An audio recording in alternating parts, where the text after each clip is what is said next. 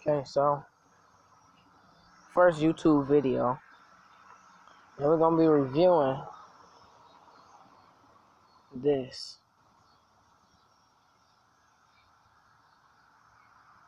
bike.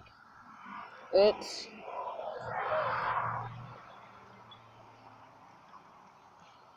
I don't know the brand name, but I know the bike name. It has white spokes, not spoke covers. These are legit spokes. Has a white seat, matching pedals, and red tape. All this stuff. Brakes don't work. I gotta get some installed.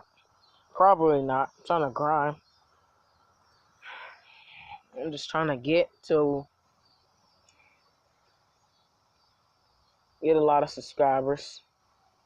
And I'm gonna just keep grinding and try to make my way to a lot of subscribers. Then I got some videos coming soon. I got some ride outs coming. I'm gonna have to get a GoPro.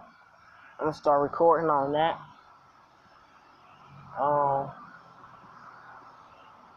Yeah. So this is a bike review. This bike was about $200. $200. And all this stuff. Wheels and stuff. These wheels didn't come with. I had to put these on.